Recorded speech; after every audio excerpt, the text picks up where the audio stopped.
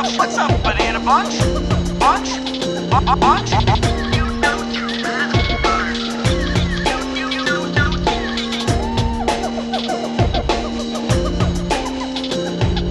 Welcome to the Junglejims podcast.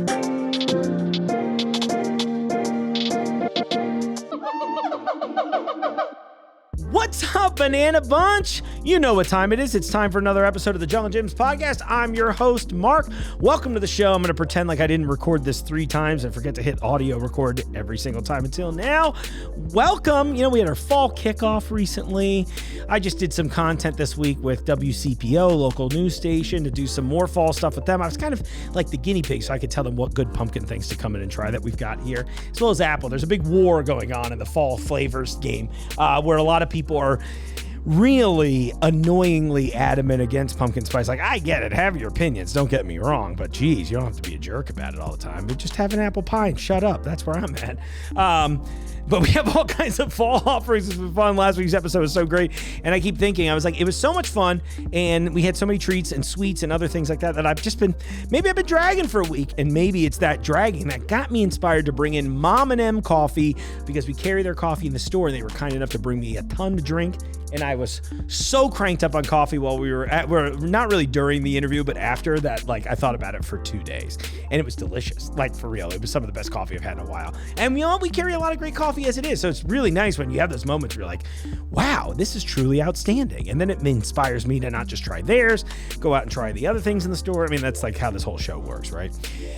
So anyway, before we dive into that, you know the drill here. It's a little clerical work time. We want to lead in with that. I think, you know, I haven't asked for reviews in forever, and the jury's always out. Like, do reviews help? I don't know. I really don't know. We haven't had one in a couple years, but if you're feeling lucky, please stop. He didn't say it was okay. But if you feel kind and you want to spread a little joy my way, you can leave a podcast review. You can leave it on Spotify. You can leave it on Apple Podcasts. I think Apple Podcasts is the main driver these days for reviews. Or if you're one of those lovely people who's watching along on YouTube, like I'm always nearly begging you to do, you can just leave a comment on the video. I get a lot of mean comments. I get a lot of attacks in general. It's not going great. But no, every so often chime in with something kind if you're watching along and you're enjoying it. And, you know, like I've said from the day I started, I would love to do more stuff around the things that you think. So, like, if you just go to our website for the podcast, junglejims.com/WJJ. I still have a form there where you can fill that out if you have like detailed requests, or you can leave a comment on the YouTube video, or worst case, just email me directly, podcast@junglejims.com. It's super easy. You can just be like, Mark, you know what I would love for you to do? I would love for you to try all of the new flavors of C4 that are not out yet, but are sitting just out of the camera lens right now. I'm literally pointing at it, and there's 3 of them right there, and there's one in my fridge. But I can't tell you what they are now. I will tell you this. I've tried one of the 4 flavors, and they are wonderful. If you're an energy drink person out there, get excited about it. But these are the kinds of things. You know, just tell me what you want to see, because I'd love to make content for you. Like, it's fun for us. Don't get me wrong. At the end of the day, I'm just trying to get you all to come in here and be like, Mark, I would love to try. What do I have here? Mark, I would love to try Mike and Ike sour spooky treats with you. Like, yeah, that's a nice Halloween themed thing. We're in the season. So anyway, let's get a couple of those other things out. I know I mentioned last week, but I'll bring it up again. Tomorrow, well, not real tomorrow, but the tomorrow for you watching the show, if you watch it the day of release, which is Wednesday, that means Thursday of this week. We're doing I don't know what they're calling it, but it's like a big rollback price thing. That's probably trademarked by somebody. Anyway, Crazy Lou here. Lou's job, he is one of my favorite coworkers. Lou has been in here. Really, I kind of joke that his job is to reduce our profits. And I'm saying it funny like that because I know we all, look, I've been on the news to talk about it, about like kind of the exorbitant price gouging that's happening in a lot of big business. And it's something we're obviously aware of because we watch the news. And, you know, I think I can speak for a lot of us here that, yeah, Jungle's always been really customer-minded. I think that's how this whole business worked. And so he instills that kind of belief system in all of us. So the point is, Lou's his hire. He's coming in here. He's helping buy all kinds of products. I know we've talked about his deals before, but Lou is that guy that brings it. He goes in, he's like, all right, people want to buy, I don't know, I have mostly terrible stuff within arm's reach. People want, we'll just go back to Mike and Ike's. Like, people want Mike and Ike's? Okay, well, competition's charging $250 a box for this. And he's the type of guy to go like, why? you know what? We're going to charge $1 for it. Like it always is. I don't know if that's the real price of this. Don't be a weirdo. But I'm going to charge, the classic price on it because we'll still do okay.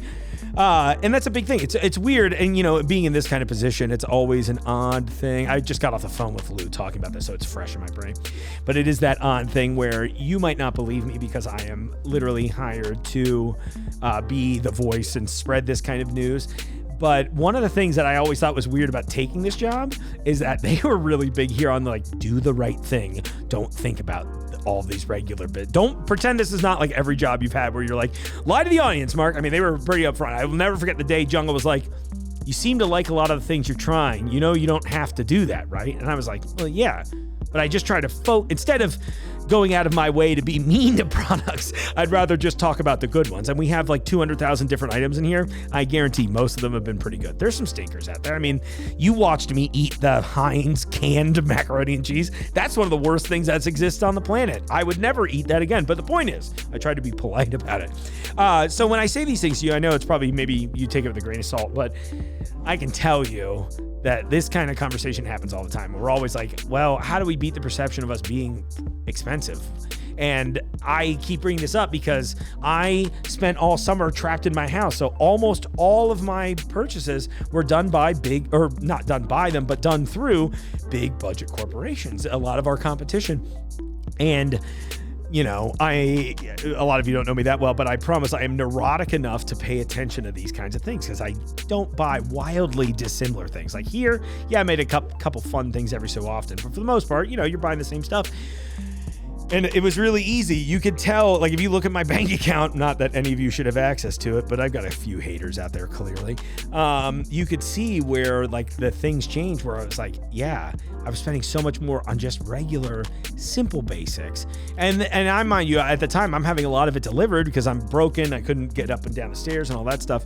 So I'm sitting here going okay, even beyond the tip I would give the driver and the cost of the delivery, whatever each business charges something different, I was blown away about how much less I spent here at Jungle on a weekly basis.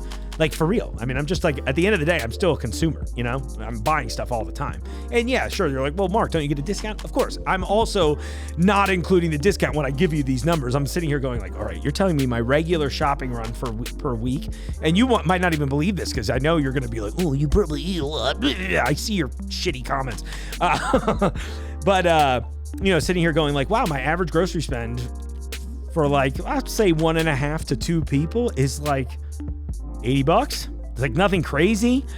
And then once I was doing similar things and oftentimes buying less and definitely not getting fun, weird stuff because I'm not walking to the store buying it. I'm just all right, bananas and whatever. On average, I was spending at least $20 more before the fees. It was crazy. I'm mad about it. And I feel I have this right now in life, there's a lot of bad things happening outside of this that I am full of this the best I could describe it is this impotent rage because I can't really do anything about it besides just be these things are injustices and bad, right? But thinking about this, I just think about it, in this case, it's the same thing where I'm I can tell you could look at I would provide all of my receipts here and the ones I spent this summer, and you would laugh to know that wow, Mark's not full of it here. Because at the end of the day, this is a fun place. You're going to come here. I don't have to lie to you about this, but I'm really weirdly passionate about this one thing because I was so annoyed. It was the one time the last few years where I was just wow, this is truly why everybody's mad because it'd be a great example. I buy the same Dove for Men body wash, okay, almost all the time. Every so often, if I'm feeling funky, I'll reach out to the company, Jack Black, not the guy, and get some of their really nice turbo wash if I feel fancy. But it's completely a luxury item. So my point is, I buy the same bottle of Dove for Men body wash. Again, I shopped at a competition one time. And I'm telling you this because I just saw this price on my way back before I recorded this. At the competition, they were charging at least 2 times the price and sometimes a little bit more. So normally the bottle I buy here, $3.99. The competition, I saw the two different brands, companies rather. One had it, the cheap one had it for $8, the same exact bottle. And the other one had it for $9. And I'm just why? There's no way. You know why?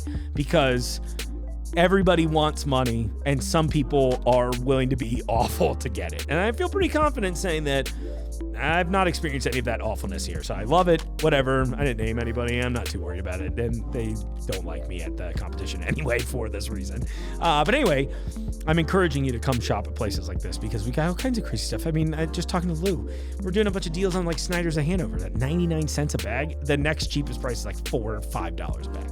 It's crazy. And you know, we do this stuff all the time. So anyway, I'm trying to, without being on my soapbox for the entire intro of the show, which I've already been, it drives me nuts. You know, we're bringing cool stuff in here all the time. I want you to try all these things, and we're going to keep doing it. So I think I'm going to start bringing Lou on the show to talk about some of these deals too, because I just think, I mean, he and I have talked about it for a while. We thought we'd do it in a funny way, but I think we're all just kind of annoyed by the perception. I want to know how to change it. So if you're out there and you're like, Mark, you're paid by this company to say things like that. Again, I want to remind you I'm not, but how can I earn your trust? That's more importantly. So you can tell me that at podcast at Jungle Gyms too. You know, it's crazy. I just keep thinking, I can't think, the soap thing made me so, I would say irrationally angry, but I feel it's like a pretty rational anger because again, I just walked by it. It's still $3.99 here at full price. So I'm saying, that's only going to get lower if we run a sale on it versus at the other company who's like, hey, Mark, this bottle of soap it's $8 now. Do you want to smell nice? Oh, okay.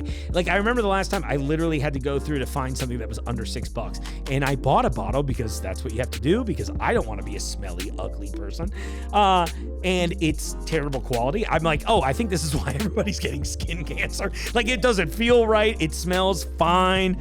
I just can't stop thinking about it. I'm like a person that's important to me. Smelling nice and looking nice I'm yammering now. All right. So anyway, going back to the things before, we were talking about upcoming events. I didn't bring that up yet, but we got the International Wine Festivals coming up November 9th. I'm really excited about that. It's one of my favorite festivals we do.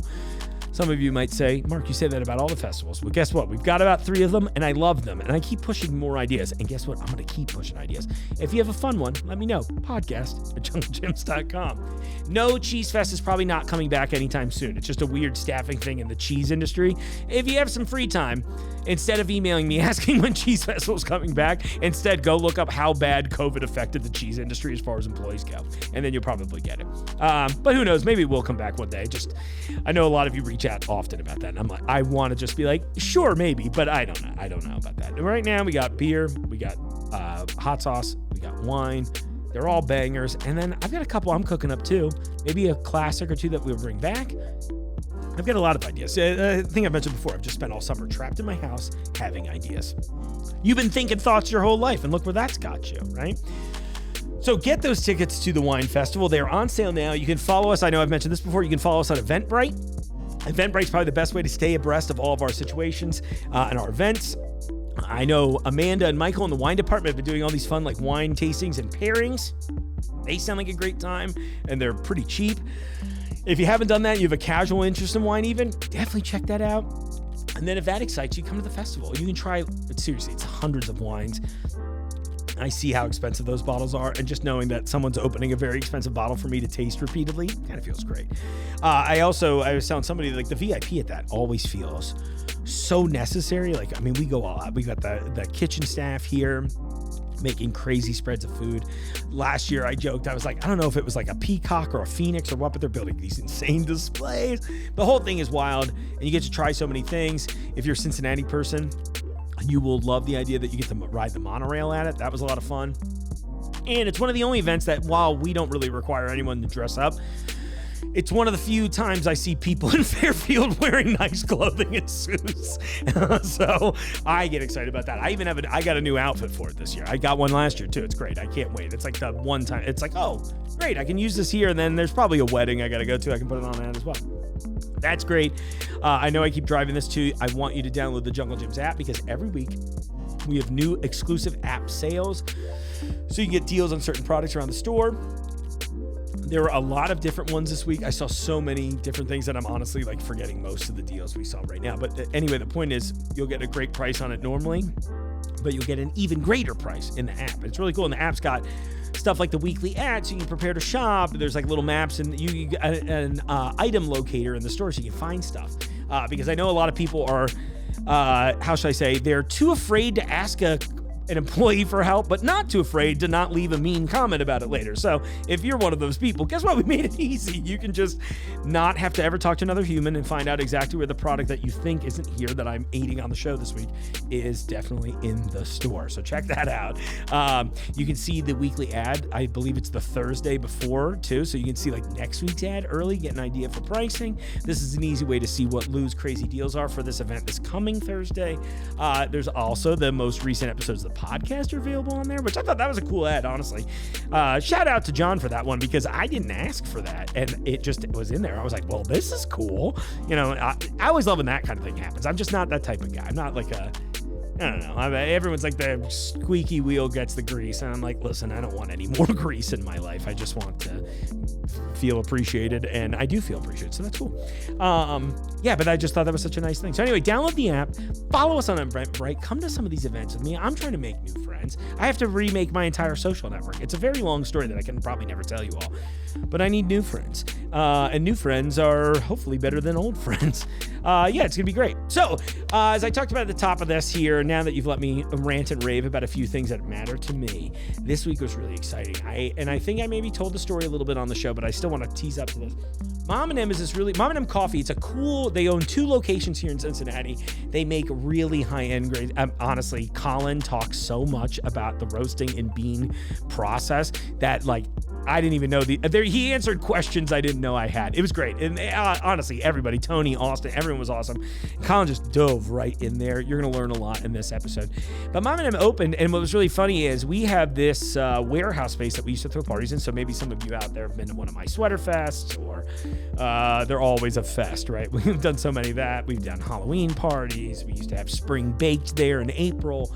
All kinds of fun stuff like that. And it's in a neighborhood. It's not like a particularly awful neighborhood anymore. It wasn't like when I first moved in there in 2008 and it was like, oh, this is a scary place. But now it's fine. But it is a district of warehouses. So it's also not like, you know, you're not going to be like, oh, this is like the most friendly place I've ever visually looked at. And I remember years ago when they first opened, it was like this oasis open. I remember looking at the address being like, damn, that sounds like it's just next to the warehouse. Where would that even be? And so, no joke, like 2 buildings down is this beautiful oasis. I went there and I had the dog, and the coffee was amazing, and I loved the space. It was really open. It was really inviting and friendly. The product was amazing. And I was like, I love that we have this little oasis here. Now, flash forward, probably 3 or 4 years now, and I'm here at Jungle, and they started bringing their line of coffee into the store. And so we got connected at some point, and I was like, I love what you guys do. Let's come in and make some coffee. So they did, and I'm going to bring you here to the Ferrari Brothers and Colin, who is like an honorary 3rd Ferrari brother. He's like the Lamborghini kid. I don't know. I know 2 brands of Italian cars. That's about it. But they were great, and I think you're really going to love this coffee. I could not stop drinking it. They will confirm this. Ask them on social how many cups I had after the episode was done. I'm a little embarrassed, but not too embarrassed. Anyway, let me introduce the Ferrari Brothers and Colin. It's early in the morning-ish, depending on who you are. It's really not that early, but I can lie to the audience, right? That's all podcasting about. It's all lies, okay? It's 4 in the afternoon, but I needed some coffee, and I am excited about a new brand that we brought in here, Mom and M. Did I say it right, Mom and M? Yeah, okay, just making sure. I was like, this could be so embarrassing. Can you imagine if that's how I started? I was like, I don't know how to say the brand. Mom and me a lot. So. Mom and me? Just kind of roll with it. Mom and me. Yeah, you're like, all right, sounds good. I'm like, I think that one would drive me crazy. Well, let's go around the room since we're on this camera. Introduce yourselves, gentlemen. I'm Tony Ferrari, one of the co-owners, Austin's brother, and I guess the crazier brother. Oh, okay. You picked the right side of the table. I'm Austen Ferrari, Tony's brother, and we're the Ferrari Brothers. And I'm also a co-owner. Cool. And last but not least, I'm Colin. I'm not a brother.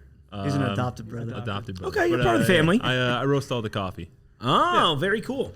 Well, let's talk about the inception of the brand, boys. So I'm assuming Ferrari Brothers were probably a later ad, I'm guessing. Is that a safe bet? Okay, cool. So since we're not going to talk to Colin. Man. He knows more history than anybody, man. He's got it down. Well, tell me a little bit about the history of the brand, honestly. Yeah, I guess Mom and M was the idea formed in like 2014-15 while we were living in San Francisco. And the original idea, there was no name involved. I think it was more just a place and like trying to figure out what it was that we wanted to create.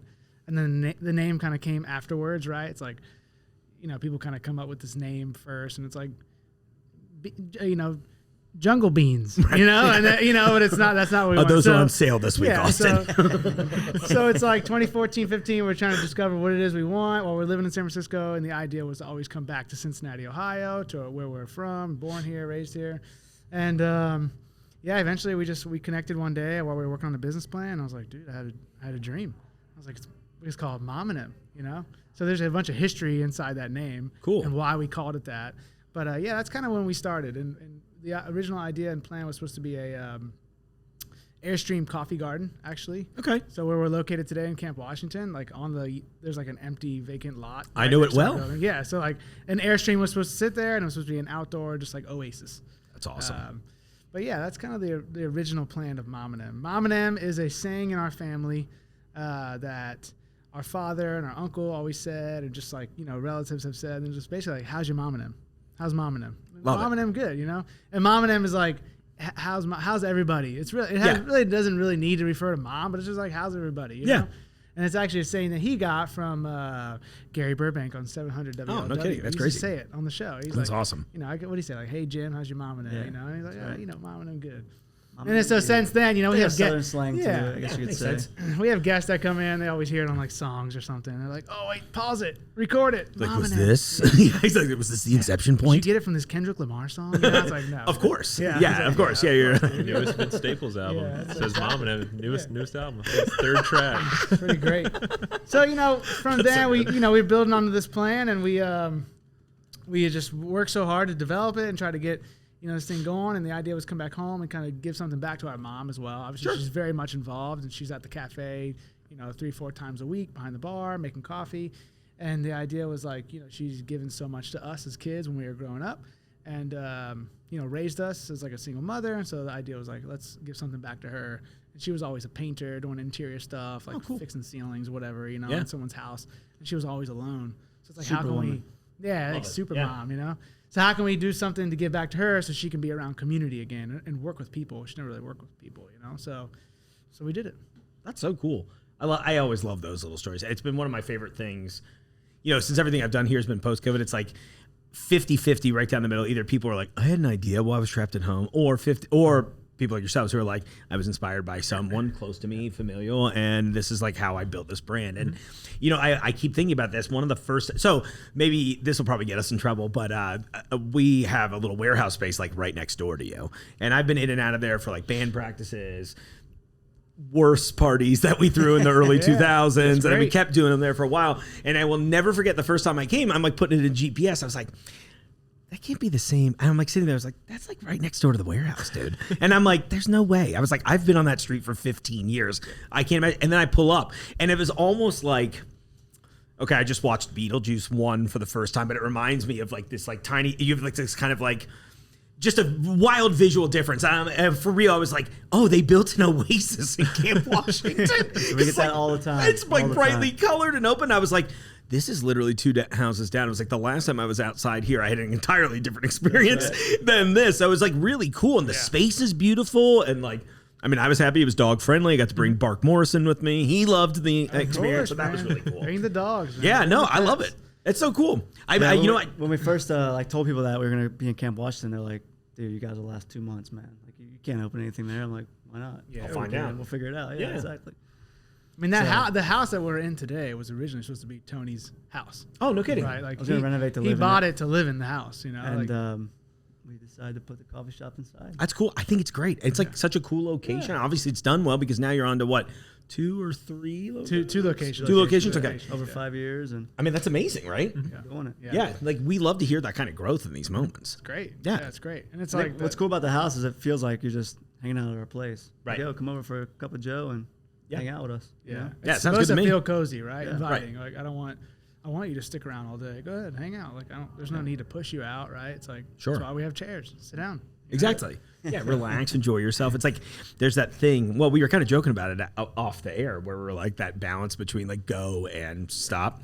And it is kind of funny that I keep thinking about that a lot, and it keeps kind of coming up as a theme on the show recently where it is like this whole deliberate end of taking time for yourself and actually experiencing it. There's some documentary that came out that I'll remember after we recorded, and I'll put in the opening of the show. But they were literally talking about that, about how it was like, I think it was set in Japan, and they were just like, this is all about how we actually need to take time. And like, you know, you're having a coffee. Most of us now are just doing this one. You're like scrolling through, sipping a little bit. You're like, I have 8 minutes and I got to get this drink in me. And then everyone's in a rush. yeah, and I feel like that can't be the Such a way. rush. It's not sustainable long term. No, You know what I mean? It's meant to meet people and meet your neighbors and friends and check out, basically. Like, don't think about home or work, but in this moment, you're with great people drinking good coffee. Exactly. Yeah, well, That's really what it's we've been about. in the restaurant business our entire life. Yeah. Right? Since we were kids. Like, I've been working restaurants since I was 10, since he was 10. Oh, Like, cool. Our father used to work at the Masonette, and he's from sweet. Southern Italy. So, like, we've always been around food, the idea of food and beverage and hospitality. But when we lived in San Francisco, and even prior, this thing came about where we would wake up every day and go out for coffee. Like, it wasn't a thing where we'd make it at home. Like, we'd literally go down the street and support the local coffee shop, or go venture to a new one that just opened or whatever. And It's like a just lifestyle. hang out for an hour or 2 hours. Like, it is a lifestyle. Like, it becomes part of your schedule every day, right? You know, how people wake up like, oh, I gotta shower, gotta go to work. It's like, oh, we don't really think about it like that. I wake up, I go have coffee first, and then I'll work after that. And this is like maybe a weird thing to say to people who are just listening to the show or just watching along, but like there is kind of a sense of calm around you guys where it does feel like you are actually kind of taking care of yourselves where again, and I get it, nobody's perfect, right? You know what I mean? I was like, I did do my makeup before I came, so, you know. The car blush. yeah, exactly. I was going to say, I told Lucky he did not have to bring down the blush today for us. We felt good. But no, I mean, it is a thing. And I think about it a lot as we get like a lot of international companies in here and just people that have been traveling a lot. They're like, you know, every time I'm overseas, the lifestyle is entirely different. It is that like kind of deliberately paced. I worked on this project for a charity years ago, and I remember one of the higher ups at the company was like, you know, a recommendation, Mark, that I have for you that no one told me until it was too late. It was like, schedule in the deliberate parts, because, you know, if our society on a whole is always going to be like very kind of like calendar event driven, they're like, well, just make relaxation on your calendar. Put that hour block in there. Go get a coffee and hang out. You know, eat a croissant or something. I got $12. You know, how many more $12 croissants does one city need though? I'm mad about that. I mean, even just thinking over the past $1 in 4 France. years, like, it's like, you know, COVID happened, and then it's like been 4 years. It's like, man, where's the time go? I don't even know. You know? So I think it's important that not only just, you know, Tony and I, but the staff too. It's like, guys, take a break. Like, I don't know. Like, I'm not really, you know, you want to take more than two weeks off a year, go for it. I don't know. I'm not really counting your days, you know, but as long as the work's done, we're pretty okay with it, right? Yeah. I think that's a good way to view it too. It's like sort of task based. You know, you're like, oh, it's a complete cool. Well, whatever. You know, it's a good way to be. Figure it out. Yeah. We need more leaders like that. I mean, I work for one like that, so I'm very now aware of like, oh, my life is so much better because of this. You know, If you're spending, you know, 8, 10, 12 hours a day at workplace with these people, like, you might as well enjoy it, you know, exactly. or at least try to. Right. I'll do my best. No promises. I'm having a weird time so far with you guys. And maybe we are too chill. I don't know. But No, I love it, dude. Seriously. You know, it's Well, like some people are so life's uptight too- and weird about it. Yeah, and you're just like, you are probably not fun to be around ever. Because then you're going to You know? spend all day Coffee worrying about and- who took X amount of time. It's like, dude, come on, man. I mean, Yeah. we have a system in place, but let Just the enjoy people live, man. Yeah, exactly. Get Well, I one love to life. hear that. Yeah. I meant to do this earlier. Was pour some coffee. What do we have in the two do it. tanks? See money? Yeah, so on the left Time one to there- shine, baby. Oh, yeah. I was waiting. We set it up. We got to the family shit. Let's go. I was like, yeah, Mom, whatever. I'll Now pour we're on some the up. I'll pour some So up. on that left pot there, we have our Ferrari Bros blends. That's what we serve for espresso at both of the cafes. Okay. We sell all three of those bags at Jungle Gyms. Ferrari Bros blend, it's a lot brighter, more like citrusy, berry forward. On this one, thank you so much. Appreciate That's it. it's a washed Guatemalan and a natural Colombian. So get like nice full like chocolatey body, and then that natural Colombian in there really adds a lot of like nice berry notes. Cool. So as it cools down, it's gonna like almost like the acidity really like ramps up, and it almost tastes like fruity. Has this like berry essence to it. That's cool. And then the one on the right is our We Wake It also Up, Shake It Up. just like Colombians. You know? Oh Yeah, yeah, exactly. That's what I was thinking. I heard of washed Just Guatemala, saying. and I was like, I know a few of those. washed up. Colin, how long have you been doing the roasting thing? So about 2 years, probably in entirety right now. Okay. We've been roasting for the cafes for about 1.5 years or so. Okay. Hadn't roasted prior to that. I think the last time I had roasted coffee was on my stovetop in 2015 with just like a saute pan, and I was just like roasting it. You're like, and I was like, wow, this starts green and it comes out brown, and this is how coffee's made. That's cool. Yeah, I mean, it had always been like a dream of mine to just like get into roasting coffee and like learning how to roast coffee. And I've been in the coffee industry for 10 years. And first 5 of it was spent up in Toledo, and then kind of like came down here, and these guys helped just provide the opportunity to flourish and find all these crazy coffee beans and roast them up and stuff. So yeah, like what's your sourcing process like for that? Yeah, so if that's something you want to talk about. Oh yeah, I mean it's industry wide. It's like pretty normal, but like for like a person who isn't in the industry, it's like it sounds ridiculous. So we find importers and farmers that we like have a lot of like core values we share with and everything.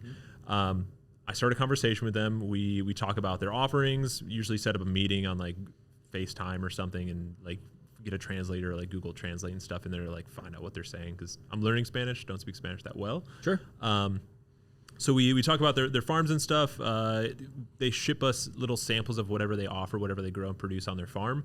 And then we have this little, like, it's called Nicawa. It's like a 50-gram sample roaster. So rather than like a big production roaster that does like 20, 30 pounds at a time, this one does 50 grams. So just tiny little samples. Wow. So they send us these samples. I, right now on my kitchen table, just sample roast them just because I think it's fun. I love data and all that stuff. Sure.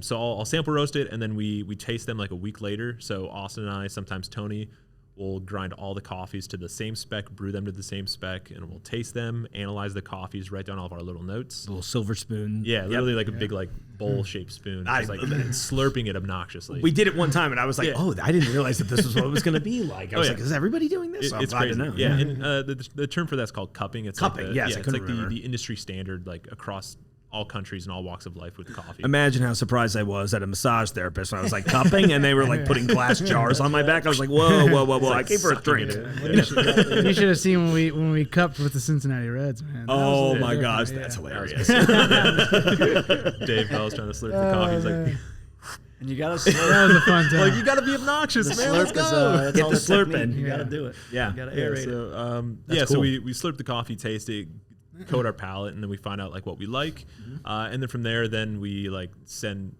I send like a big long feedback email with like an Excel spreadsheet with all the data that I track on there, which makes the farmers and the importers extremely happy. And then from there, we just tell them what coffees we want to buy, and then we schedule logistics, and they send us the big 200-ish pound bags of coffee. And That's then cool. That's when I go and roast it in the warehouse and That's awesome. get it all sorted out. I like that the passion really came out here for real. Oh, And yeah. I love all the data driven end of it. So they gotta eat that yeah. up too, because I can't imagine that. Can't imagine that most places are giving them that much like feedback. They're probably just like thumbs up, thumbs down. I like that one. And that's typically how it is. And a lot of the importers I talk with, they say they do greatly appreciate that, because they'll send samples to people and then they won't hear back for 2, 3, 4, 5 months. Yeah, that's weird. And then they're just like, oh, we'll pass on all the coffees. Whereas like if someone sends us samples, we're gonna taste them, we're gonna cup them, and I'm gonna send feedback, because if we don't push for that kind of like that type of feedback and information for the people who are sending it, no one's gonna like better themselves in the industry. The farmers are just sitting there like, do people even really like the coffee? Sure. So. And I imagine too, when you're mentioning that with like a lot of them, I wonder how many of them are just not even trying the samples, you know, where I imagine some places are just so inundated. I mean, not that I say it happens here, but I also just know I see a place like us and how, what the quantity, I mean, look at my office right now. I'm like hiding all of it off camera right now. And I've been back a week. There's a lot That's of stuff. 1 week of stuff, right? For just me. And I'm just like, oh my gosh, I can't imagine if I had buying authority, what it's probably like, you know what I mean? How many crates and just going through it. So I think it's really cool that you guys are like that dedicated to the product. And like, it shows. yeah, and on a crazy week, I mean, we'll cup upwards of like 60 or 65 just unique coffees from different farmers. Like when we're like in the thick of like the harvest season and stuff. So that's cool. It's crazy, but we're always tasting coffee because I mean, it's the second most traded commodity on planet Earth, and there's millions and millions of coffee farmers out there, which means there's even more coffees to try from all these different plots that each farmer has. So that's cool. See, should we give a little teaser of our new coffee coming out, or should we wait? Yeah, so This is Jungle Jim's exclusive. yeah, so you can talk, I gotta get like a lower third made for it when that happens. yeah, so we a lot of coffee roasters will release like seasonal blends and stuff. I think we're just planning on doing probably 2 a year. Our summer blend was incredible. It's delicious. Is it it's still just out? It's still out now, so you can get it out of the shops bags or on the website. It's called Picnics with Mom. Okay.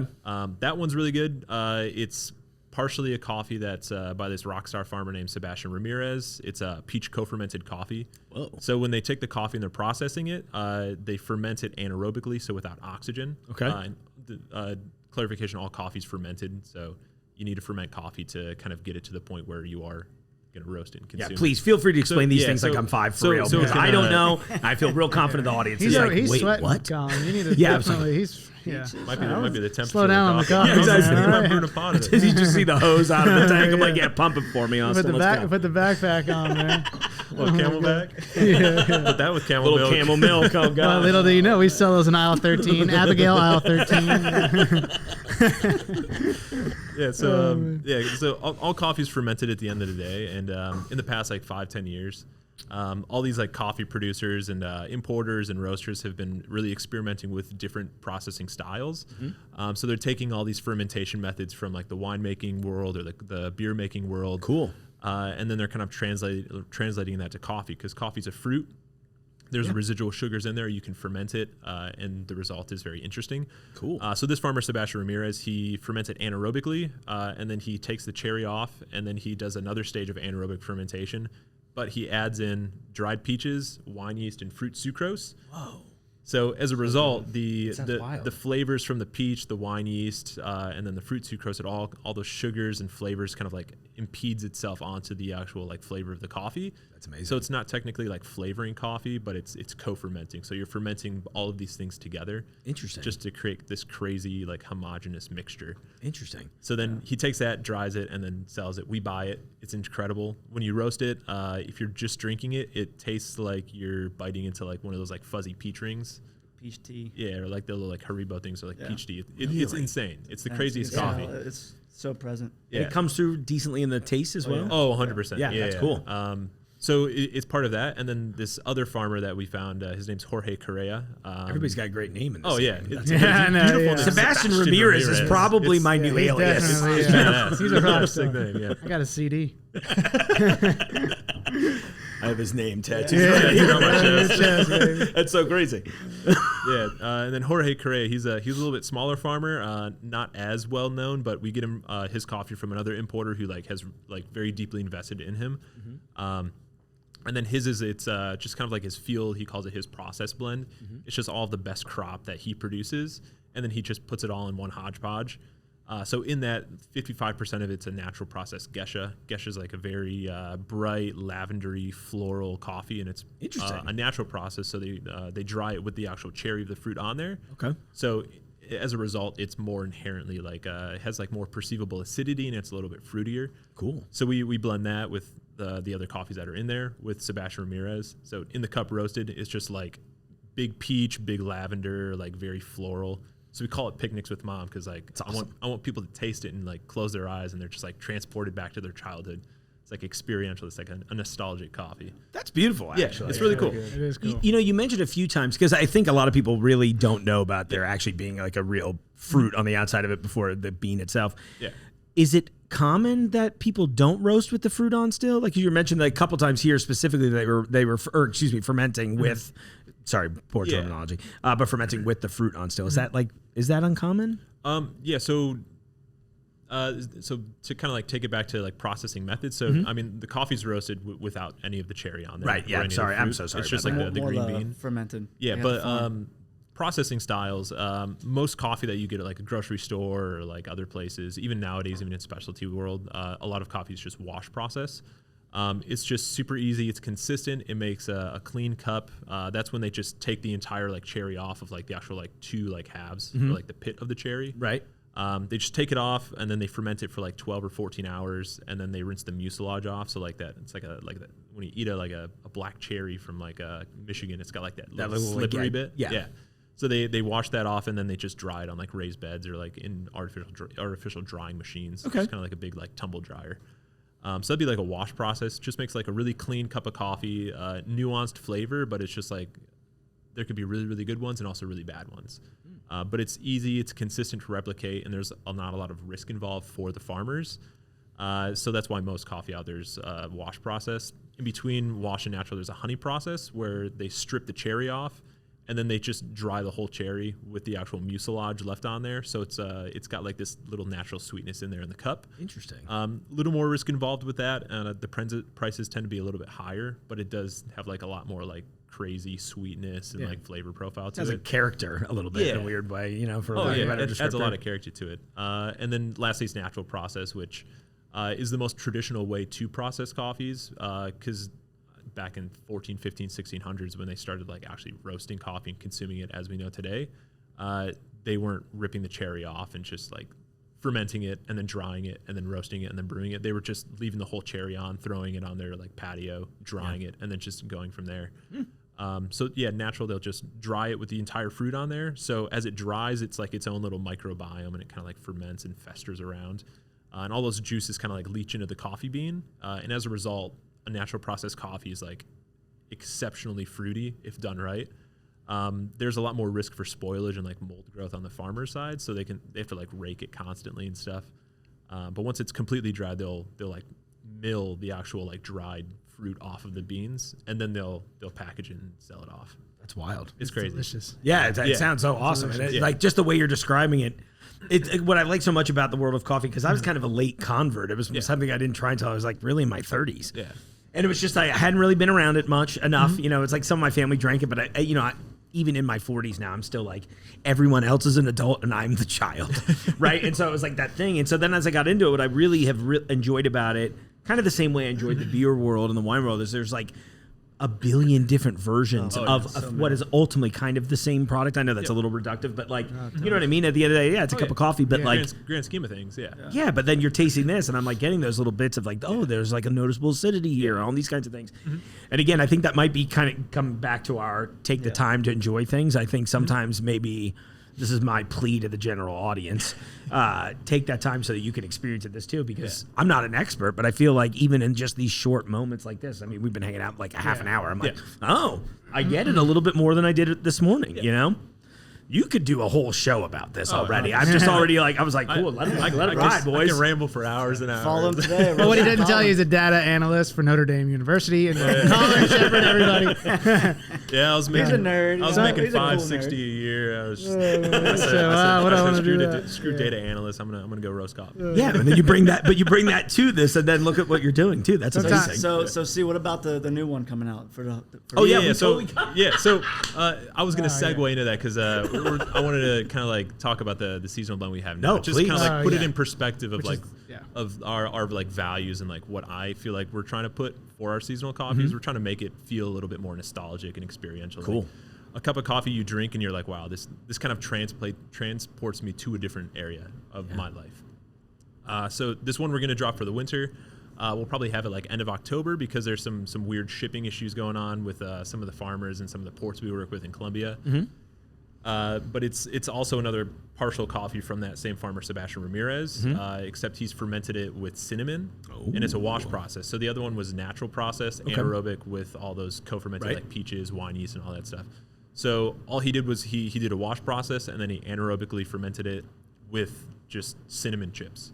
Amazing. So the result in the cup is just like crazy cinnamon forward, like big baking spice flavor. Oh, that's awesome. And then the So importer we're doing like the real fall spice. yeah, it's like real. Then the actual like coffee itself, it's also includes smaller farmers that work with this importer we work with. They put a lot of time and money investing into like ensuring the future of young farmers, because the average age for a coffee farmer I think is like 58 or 60.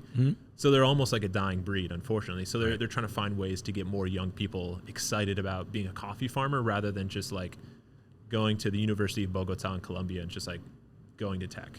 Right. So they're trying to like entice people to be a coffee farmer so they can be more rewarded and just like have a more fulfilling time while they're like in their professional career. Not that tech isn't fulfilling, but to be a coffee farmer is pretty freaking sweet. We both work in tech. It sounds like I think we both know why we're not in it anymore. I don't want to be mean, but also. They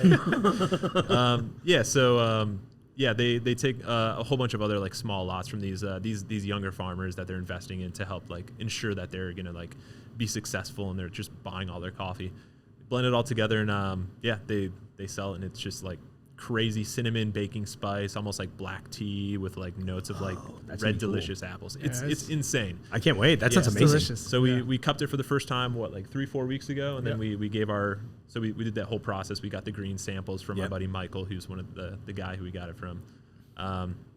Cupped it, tasted it with him because he was like visiting Cincinnati. He was going on like a little grand tour of the Midwest. Oh, awesome. We were just like blown away by it. We were like, all right, we're gonna buy this. Yeah. It's gonna be here late October. It sounds so unique too. It's crazy. We're Sponsored by Ice Spice. right. I'm just kidding.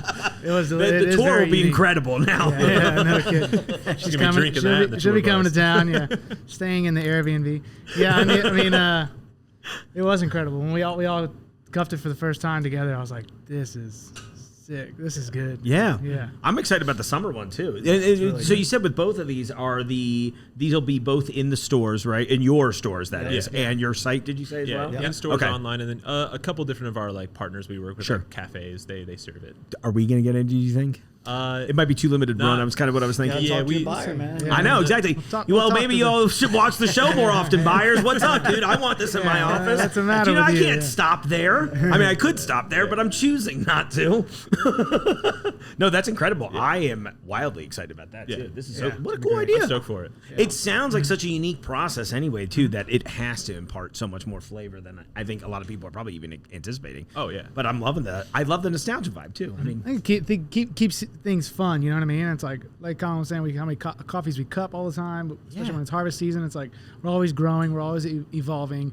You know, what else is out there that we could taste? Or maybe, you know, impact, you know, one of our blends that are staple blends, or maybe add something that's different that we don't already have, and supporting new farmers as well. Of course, that's amazing. Have you ever had something really unique that you really passed on? That like maybe you were like, I kind of get this, but I also I don't know if the public will. Yeah, 100%. I mean, there was one coffee we cupped that was fermented with anise. Oh yeah, no thanks. And it kind of, I mean, roasted it definitely tasted kind of like black licorice-y. Yeah. Which, I mean, I love black licorice. Right. I was like, Same. I was game for it, but for one, Unless the public doesn't. Yeah, it's like a 50-50 we had to thing. pull back and realize, okay, not everyone likes black licorice, and for the price they're going to have to pay for this coffee, it's like we're not going to sell any of it. Well, I feel like there is that thing too where so much of this is experiential, and it's like the more you taste, the more your palate's going to develop and grow and be expansive. And again, I'm sure because most people are just like Keurig, get in the car. You know what I mean? They're probably not really going the like pod, baby. Yeah, the Right, pod. exactly. I hate to admit that was like my gateway in. That was Keurig. easy, I mean, it was kind of cool and it was easy, and then I realized very quickly I was like, I don't know if this is what coffee really tastes like. You know what I mean? Little donut shop blend. Yeah, and now I'm just like in my kitchen every morning with the French press. Like, all right, we're doing this classic. You know what I mean? When it's back to taking that time, right? With people that make coffee at home, you're like, I know Colin makes coffee at home almost every morning. It's like you take that time to not only just drink it, but also make it. You know, put it together, grind the coffee beans, you know, put it in your French press or whatever you're using, V60. Yeah. And so I think there's something amazing about that. And it kind of goes hand in hand with like food, right? It's like, well, what do you do in the evening? Are you just going out and buying it every night? Or do you actually cook it, cut it, put it together in the skillet? You know? I can tell that I'm a cook at home almost every day guy. And it is very interesting to me to see the difference between me and then who I refer to as the DoorDash friends, right? Where they're like, we kind of can't even be bothered with going to the place. And not that there's, I mean, look, it's good for, if that's your thing, cool, no shade. Right. I mean, a little shade from me because of course, I think their business practice is predatory. But that said, no, all kidding aside, Very like, predatory. yeah, I was going to say, I was like, an extra 30% that both of us are paying, this sucks. Right. I don't want you to show up I also don't know if I want everybody to know where I live. That's right. But no, and thinking about that though, where it is, again, it's like when you engage with the thing you're doing, you have a different appreciation for it, you have a different level of respect for it. And I just imagine, like, I don't know, the more I cook things, the more I learn about food. The more, you know what, again, it's the same thing with the coffee too, where it's like, oh, now that I've been doing this for so long and trying so many different brands and blends and things like that, I'm like, I actually can almost articulate. I'm like, okay, this is one I actually like, and here's why. Yeah. You know what I mean? Right. Versus the simple farmer of the thumbs up, thumbs down. You're like, okay, well, what's the point of that? I don't know. Yeah. Is the second tank different, by the way? That's Wake It Up, Shake It Up. So the second one is let's Wake It Up, Shake It Up. Get jacked up, baby. So when we were designing this blend, so the components in there, it's that same Wash Guatemalan, which I didn't state previously, but it's a small co-op of like 15 all-female farmers. They call it like the sisterhood co-op. So it's all female farmers in Huehuetenango, Colombia. Okay. Guatemala. And then the other half is a washed Ethiopian. So higher elevation coffee, a bit more like densely packed cell structure and more residual sugar in there. Mm-hmm. So you get that nice chocolatey body like you would in the Ferrari Bros blend, but Sure. that washed Ethiopian kind of adds this like nice, sweet, almost like stone fruity kind of aspect Sure. to it. Okay, I can see that. Yeah, and we wanted the drip coffee or like our drip blend to go good black or with cream. So Yeah. if you put a little cream in there, it still is very like delicate and nuanced, but by itself black is still just absolutely incredible. Grips, yeah. It's funny because like I know when I'm at home, I make a little tiny bit of sweetener, a little cream too, and then I'm drinking it black. I was like, why don't I drink it this way all the time? You know, Every day hits different, right? It's it like, really does. Some You never days know you what want a bagel, some days you want granola. You know, That's a good point. That's all right. Yeah, Man. mix it Nothing up a wrong little with bit. it. I'm Yeah. open-minded. Very progressive in my drink You have selection. to be, man. You know, I don't know. It's the same I've had a thing. bagel every morning for the Yeah, past he does the 5 same years. routine every morning, man. Does That's it- all right. But if it works for you, That's right? okay. Keep it easy. See, I grew up on the That's East fine. Coast, so I've not found a good bagel in the Midwest Yeah. in the entire time Oh, I've been no, here. yeah. Maybe that's a little. Well, over you the haven't top, been to but yeah. Colin's house, all right? See, So that's what you're missing. are you making your own bagels too? I got those nut and seed with flax, organic honey. Oh, okay. So terrible is what I'm hearing. It's all right. It's all I right. know what it healthy. is, but from the moment we met, I was just like, I feel like I can give this guy a little bit of a hard time for some reason. Yeah, yeah, you I'm can. so sorry. I feel terrible about Oh, it. man. Until later when I admit I didn't feel anything. No, The coffee, man, you got to know the market on the coffee. You know what I Oh, mean? for sure. What does everybody want? You know, Yeah. What do they want to drink? What do they love? What do you see in that? And like, what do you guys think? What do people seem to want more than anything? Yeah, that's loaded. Yeah, I mean, personally, from my perspective, Mm-hmm. I mean, the bread and butter of any coffee roastery is going to be their decaf and then their blends. Okay. Our decaf, we do sell a good amount. It is a really crazy, delicious decaf. It's our most expensive coffee that we pay for, like Sure. green coffee wise. But yeah, the blends it's just like that easy go-to. Retail bag wise, Wake It Up, Shake It Up, our drip coffee, like a drip blend, it's just standard, easy drinking drip coffee. Like that's what most people are going for. Yeah. If it's just like your average consumer, we offer these more fun coffees like on the side because there are people who want a little more. They want to spend that extra 10 minutes making like a really like crazy pour over in the morning. And Yeah, stuff. that sounds awesome. Yeah. So it's just, I don't know, catering to both, but the bread and butter for most roasteries definitely Yeah. blends. and that's based off of sales and packaged Yeah, goods. sure. Like, but if you go into the cafe, you know, nothing's going to beat a honey nothing latte beats honey or latte. vanilla Sounds great. latte. You know, Probably of course. with oat milk. yeah, and probably with oat milk today. Yeah. You know, Yeah. which People are is still fine. leaning towards like the caramel coffee, Sure. chocolate kind of thing. Like Yeah. the naturals with the fruit are still sort of a little out there for some people. Then they try like, wow, it's really good, but I still kind of want my chocolate caramel looking thing. Yeah. Yeah. Which is easy going and great for everyone. So there's Oh, nothing that's wrong with cool. I'm really curious about this. That like honestly, just thinking about the fruit pairing to me is just so like I don't know. I hate to have 3 adjectives I just keep reusing today, but I'm like, it's so wild to me. Yeah. Like just and it sounds so good and unique Yeah. and So good. I don't know if it's because I'm here all the time trying unique, strange things, but I'm just like, oh, that's like what I want in the morning, Oh, right? for I want to sure. try something, kind of take a wild swing, you know? I mean, I've worked in wine for a year. That's like by trade, I'm a sommelier, so Oh, I cool. work in wine. So you know the drill. And so then, yeah, as we got into the coffee thing, it was like, wow, like the comparison similar. has always been there, but now to like be roasting and everything, it's wild, to see it. And to cup it with Colin, it's like, oh, these two can go together. Like, Yeah. you could do pairings. Like we do wine food pairings, right? You can do coffee and pastry or coffee and food, I'm actually always surprised that doesn't seem to happen as frequently in like coffee shops in general, where they're just like, hey, like here's a little like, Yeah. try this with this, I think they do. I think it's more about the moment. Like I think people don't take the moment for the morning time. That Like, makes they do sense. the evening time, right? Right. Like they're off of work. They don't have to clock in. They don't Yeah. have to go in. And so I think, and people are always more inclined to spend more money in the evening Sure. than they do in the morning, right? Like they think breakfast should be cheap. Right. Coffee and breakfast should be cheap. Yeah. Dinner, no problem. Right, Spend exactly. it up, right? Yeah, $3 in the Yeah. morning, $100 by 6 o'clock. Yeah, exactly. It's like that is a really good 4-ounce point. steak, Yeah. with some spices on it, no problem. 125 Yeah. side of asparagus, yeah, let's go for it, honey. Yeah, get the $300 cat. Yeah, it's like, That's probably cheaper. and then the coffee. next morning they come for coffee. And the coffee's, you get a I'm vanilla gonna need this- latte, oat milk, add a pump of the $7. Like what? Yeah. $7? Yeah, And it's yeah. like, No. it's like whoa, $7. But last night was no problem. It's a business. We got Yeah, for sure. It's like, I don't know if you know this, but the beans cost money to get right. here, Yeah. and we have to kind of make up for that, It's like, Asparagus we just chopped in the backyard. It took 2 seconds. right, exactly. Yeah, no Tony's just in kidding. the back picking the Yeah. fruits off the edge of the mountain in Yeah, Cincinnati. yeah. Shaving the salt off our lovely over there river on- we got down there. He's over there on 50. I'm like, what are you doing, man? He's like, yeah, I got a couple bushes over here I'm picking. You're I like, thought "All he was right, going dude." to have a beer, and he's over there, cutting asparagus. And I'm like, Paws from Alt Park. Oh, I need to find it. I don't know why they're $10 a pound. You just shake a tree and they come down. I know, right? Well, what's funny is like I'd heard about them for a few years. I still haven't tried a pawpaw, and they're like, oh, that's like a thing. Delicious. Worth it? Okay. yeah, they are good. I can find them, but it's we all could, I guess. Yeah. Just like a mango kind of. You just rip the skin back and boom. Let it rip. Amazing, man. And it's like oddly creamy. That's cool though. Yeah, it's so good. That kind of have you guys ever tried durian, for example? Oh yeah, it's crazy. Man. Yeah, and that was one I hated the smell. Don't get me wrong. But as soon as it hit my tongue, I was like, oh, this is delicious. Yeah. Woo. You're like, oh, okay, now I know what dead bodies smell like. That's crazy. Oh my god! In Thailand, they ban them from in store. Like, you can't take them in anywhere. I thought it was fish the first time I heard the word durian. No. I was like, There's oh, is it a running joke here because I think it's near one of the gas lines. Yeah. But it's like, did somebody leave the durian case open, or is there a gas Right, leak? exactly. And I'm like, it's never a gas leak. That's the best part. I'm just like, Always oh yeah, it's durian. always the open durian case. Oh, they smell so bad. I had a But family they're stop delicious. in once with it, and they were just like, everybody said it tasted like something completely different. And I was like, is this like the cilantro pheromones thing where like some of us can taste it and some of us think it tastes like soap?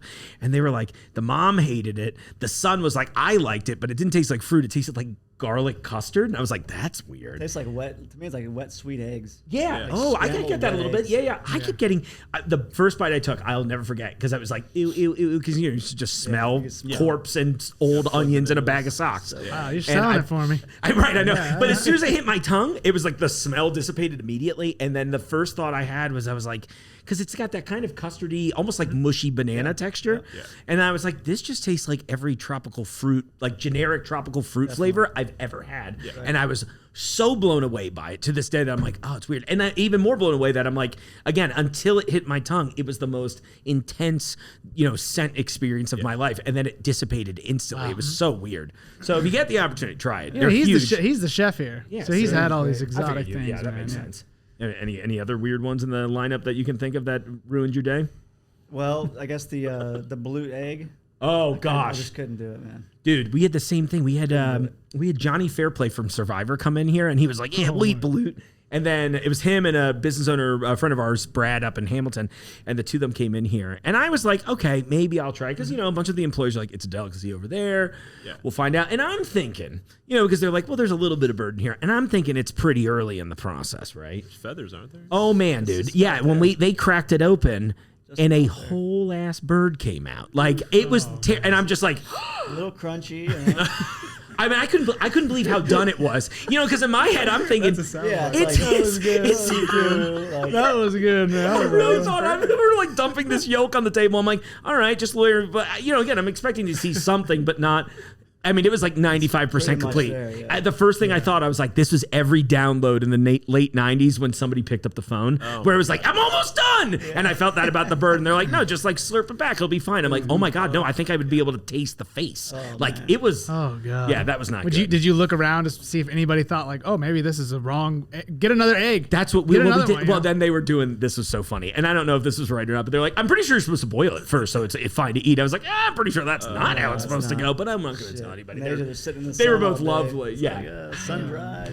I want to try a century egg. That's been on the docket recently. And I think it's just like a lightly fermented egg. I wish it was fermented for a century, but I'm already afraid of the water, and you got me eating literal eggs. I know, man. right? Well, the ocean in general is a scary place. It is kind of like the largest graveyard on the planet. And we're like, yeah, drink a little of that. It's good for you. Yeah. Is that salt or is that, everyone that died on the Titanic? You know what I mean? It's a little bit of both. What vintage water is that? That's right.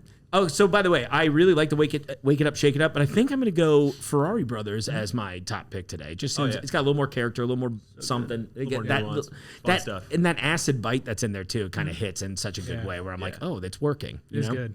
Nice. We do that on espresso. That's what we mainly use that coffee for. Okay, that makes sense. For our cafes. Yeah. But I can't recall like having it on like a pour over or just like brewed. Yeah. But we had it one time months ago together, and I was like, man, this is insane brewed up as like just drip coffee, and it was so good. So this has been a great start to my day, honestly.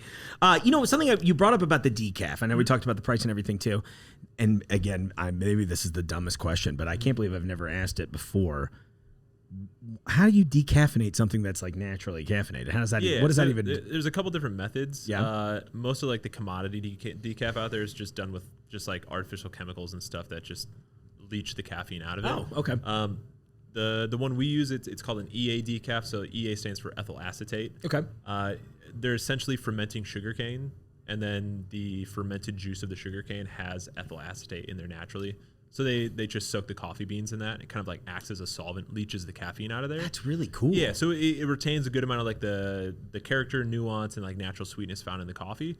So I mean, we roast the coffee. It appears a lot darker, but it's like by far the lightest coffee we have roast wise. Okay.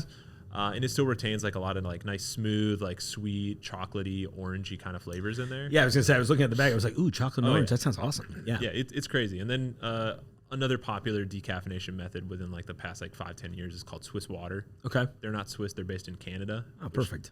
Doesn't make a lot of sense to me. Yeah. But they're like, Switzerland's yeah, not just, real. It's Switzerland's fake. All the Rolex. What's the one is it Finland that everybody claims online is not real? It doesn't exist? Yeah, I love that. Oh, yeah, that's a this is our Joe Rogan rabbit hole today. It's like, Finland's not a real place. I don't know anyone from there, so it has. You know. Have you ever been to Finland? Exactly. And is the water really different? Let's talk about it. All That's right. It's still that same motion, right? Oh my god. I'm so sorry, Colin. You're good. Yeah. So Swiss water. Yeah. So this Swiss water thing, they you find it. You can decaffeinate any coffee, and with Swiss water, you buy the lot from the farmer, and then you ship it to Canada. You pay the import customs fees, and then they decaffeinate it and then ship it back to you. So you pay the customs fees again. Okay. So the coffee is a lot more expensive because they have to make money, and then you're paying fees on top of that with 2 or 3 times of logistics. This is the DoorDash business model. Yeah, it's crazy. it blows my mind. Like, I don't know. I mean, good for them, I guess. If I can figure out a hustle for me like that, I'm 100% in. No one's like invested in doing that there, like around site. Or yeah. So with Swiss water, it's their like patented technology or something. So they keep it very secretive to themselves. Interesting. Also, when you roast Swiss water, in my opinion, like some of it, just the beans look kind of ugly. Sure.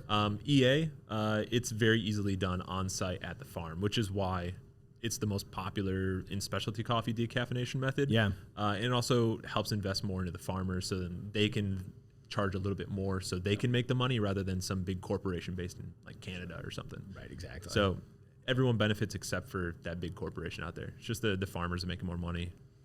It's quite wild, man. We pay good money for it, and it tastes damn good. It's one of my favorite coffees. Really? It tastes so good. Yeah. It's funny too because like I've been always curious about it, but like in my experience, but mind you, I've never had decaf specialty. I've always had like whatever shitty big, like Folgers or something like that. I'm sorry, Folgers. You're not sponsoring me, but if you want to, I'm open-minded. I won't say it sucks again. Best coffee I've ever had.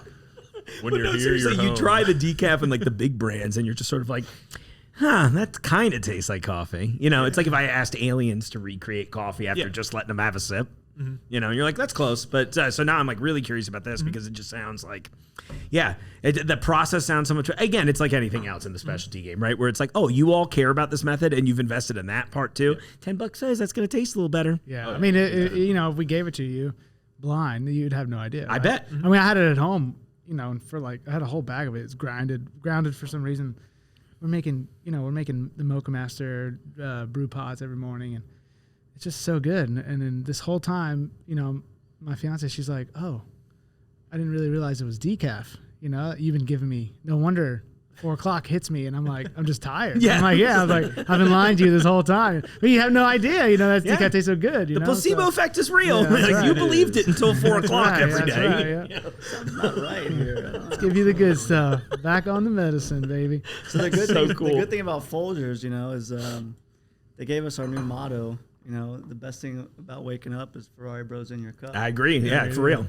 I do like this where we're all happy campers, though. I really do like that. Yeah. That's so nice. these mugs were like our first, how to say it, like merchandise that we came out with. Yeah. So while we were living in San Francisco, we're like, oh, we should come out with some stuff. I got like even the camping $400 to play with, and I don't know how, man. We researched so hard to find like something that could come in a mug like this. Yeah. Like we knew what we wanted, and we finally found it. And so the idea was like Camp Washington, happy campers. And it was supposed to be an Airstream coffee garden, and so we just always kept the motto like we're we're all happy campers. I love it. That's so cool. Where is the second location, by the way? Madisonville. Okay, cool. Awesome. Yep. Very Yep, cool. on Wetzel Avenue. Oh, yes. Yeah. Crazy, right? Yeah. Second location during COVID too. That's awesome. It's like, well, whatever, you know. I think that's If we're gonna go out, we might as well go out trying, right? Well, So- right. Well, I mean, but I also think it's a testament. It's like anything else. It's like obviously you all are very invested in this, like on an emotional level too, which I think changes the way the business is going to operate. And then Yeah. people have been very responsive and excited about it. I mean, I remember when the first one opened up, and like everyone I knew was like, "Do you know about this?" And then I was like, "Kind Crazy of." neighborhood. I was like, I saw go that. there? Well, and then I'm like, wait a second. I had a lot of people who wouldn't come to a lot of our parties, which I'm not joking. It is 2 doors down prior to you on the street.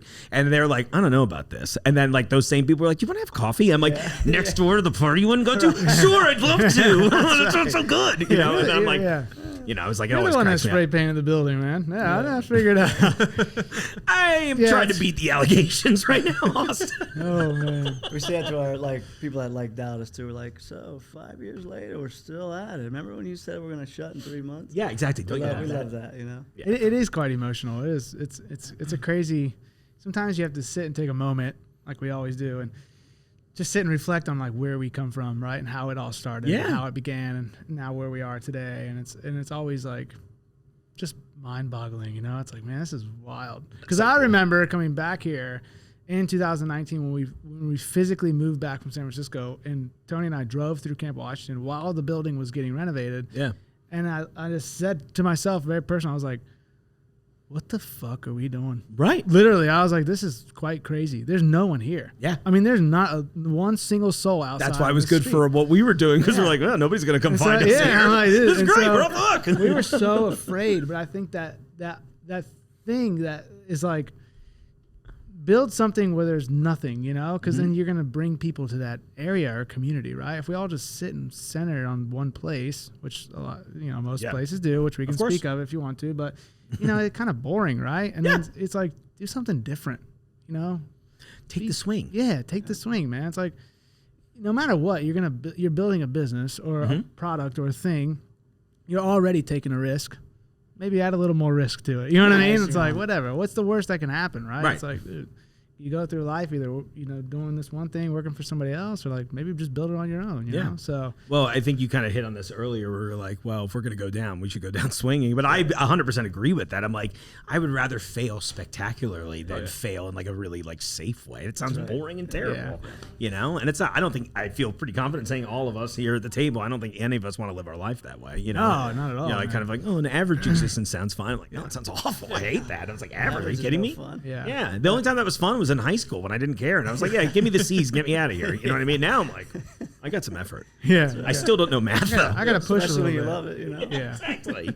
And then yeah, no, going to number 2 in Madisonville is just like, I don't even know, man. We had so many people from the east side of town come to Camp Washington, like on either on a daily or every weekend, and you know, constantly, dude, when are you gonna open up on the east side? And it was like, I don't know, like, I don't really know if that's for us. Like, I don't really know if that's our, you know, we've already opened up in this community that really doesn't have much, right? And so it's like, do we just want to go over there and make it easy and like put some keys in a door and call it a day? And so when the space became available over there, and our buddy showed it to us and was like, yeah, you should think about it. We both looked at each other and I was like, let's just do it, man. This building is sweet, you know? That's And this cool. community needs it, right? Every neighborhood should have a coffee shop. I agree. So a place to walk to, right? It's Yeah. like, you think about moving and living somewhere, it's like, I need somewhere to leave my house and walk down the street and go somewhere. Whether it's a brewery or a cafe or a tea shop, whatever, man. Yeah, Something. absolutely. We struggled with that in Northern Kentucky for a long time. I mean, I'm like right in like, I call it deep Covington, but like it's that thing where I think just recently there's like a tea shop in Main Strasse. But I'm like, I've been in this spot for like 7 years, and I just kept thinking like, when I first moved in, there was a little one, but then like the government building bought their building and knocked it down. They're like, we'll be back in 6 months. And I'm like, well, it's been 6 months and 7 years. Yeah. I don't know if they're coming back No, anymore. they're not. But it's one of those things that I've missed for a long time where I'm just like, oh, there really isn't somewhere. So I'm 100% agree with you where I'm like, if I can't really walk there, you know, and don't get me wrong, there are places, but they're like just far enough away where I'm like, I don't know. It's like just far enough away they got to drive, you know? Yeah. Drive there and then pay street parking and then. Yeah. Right. Yeah, of course. Yeah, if you can find it. Yeah. Or Oh, a for parking sure. lot if it's open. I'm just rolling up on the sidewalk these days. I'm like, Yeah. listen, if I can get in and out of here fast enough, I was like, if you can tow me that quick, you deserve the car. Double park. Yeah, exactly. You're going to pay more for the coffee than you will the cappuccino, man. Yeah, for sure. Sick. It's like, oh, this is crazy.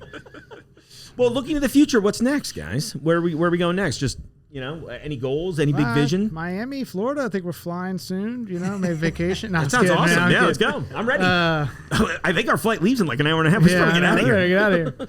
What's next? The We always evolution. toy around with the third location. You know, in this moment, you know, we're not working on that, or you know, we're not thinking about it, but it, you know, it could happen. Right place, right time, right building, all that kind of stuff. But I think really we want to spend, you know, our next couple of years really refining what we do have, making it 100%, really growing the roastery, retail side of things, more partnerships with people and places, and kind of like we started the show with, like really just kind of step back and enjoy life a little bit more. Yeah. Enjoy all the crazy work we did the last couple of years, and then sort of see naturally what kind of comes next and what sort of feels like the next thing, instead of sort of forcing it, just seeing what the next step may be. But I think growing what we have and making it pristine is really what's the most important thing for us right now, because you can have 10 places at 70%, or you can have 2 at 100. It's all the same headache, same money at the end of the day. Yeah. So yeah, I think growing the roastery is number one, getting that thing really kind of fired up, and then the retail side of things, and just kind of, you know, keep giving our employees that we do have more opportunity too with these different outlets. Like, hey, there's opportunities there. What do you want? You know, like, That's cool. very much when Colin came aboard, that was kind of his thing. He's like, I want to roast one day. So come work hard for us. We'll make it happen for you. That's what we did. I saw when you you said know, it's important. expand the roastery. I saw that little twinkle in his eye. Yeah, that's right. But no, it's Yeah. cool. We wanna Again, keep growing. it's very clear that you all are very passionate about this. I think that's so refreshing. Yeah. You know. I mean, like the coffee. yeah, it wasn't foreseen. Like, I mean, most of this would have never happened, right? yeah, Like, 100%.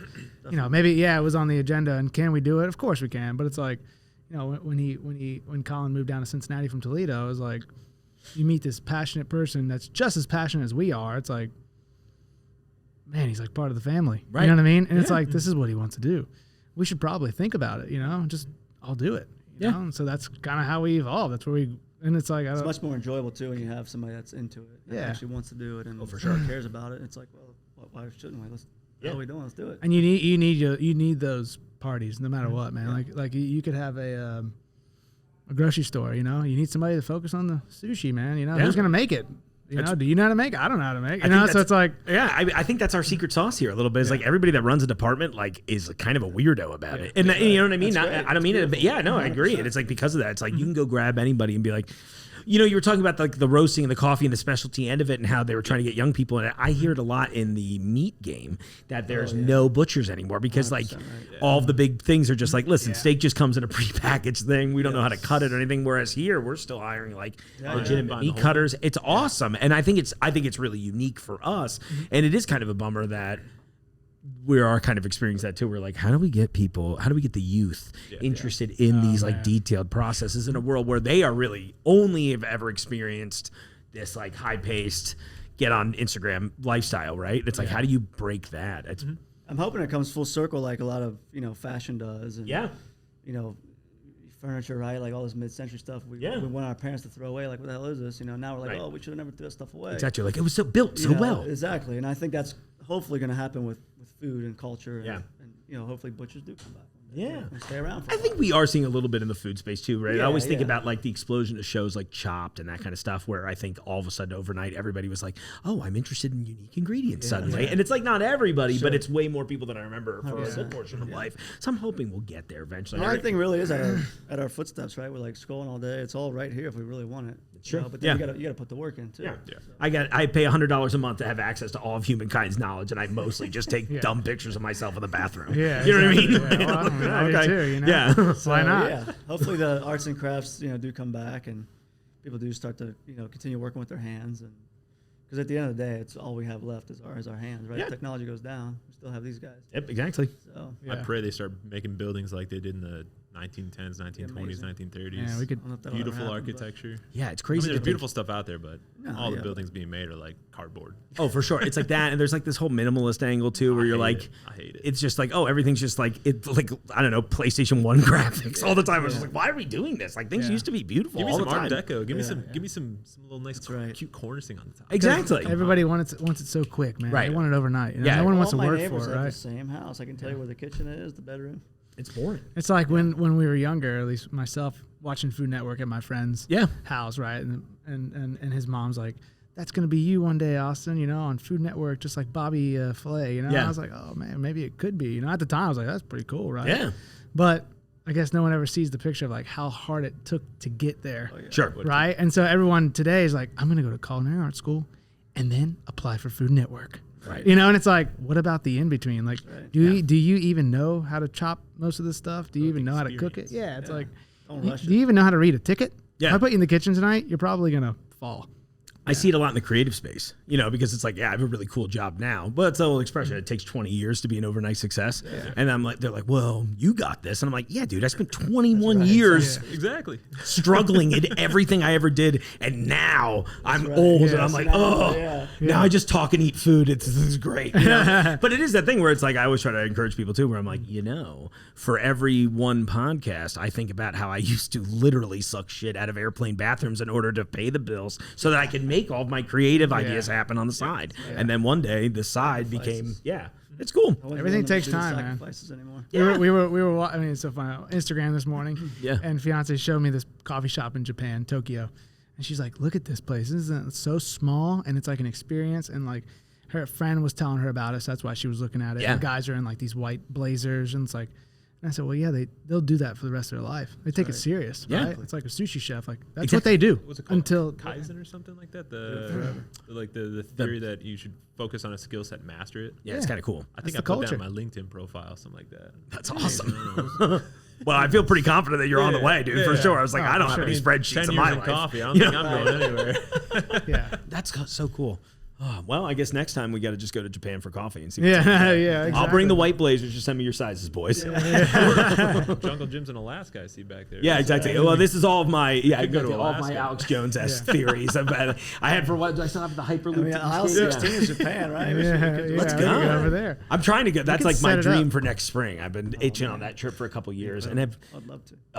it's like a place I've always. I find the culture so interesting in a lot of regards. There's like some weird stuff, but then there's a lot of things where it's like, we want to be really good at things. Like you said, the Kaizen idea where it's like, yeah, let's dive in and, you know, oh my gosh, it'll be beautiful too. I think I might be too fat and too loud for Japan. And I'm kind of excited for that, honestly. You'll be the cool white American guy. They love the drink, man. At first, they'll just be like, I wish he would shut the fuck up. Like, you know what I mean? Because I'll be the only one like humming a song on the subway, and they're just like, oh my God. You know? Americans. I think about it all the time.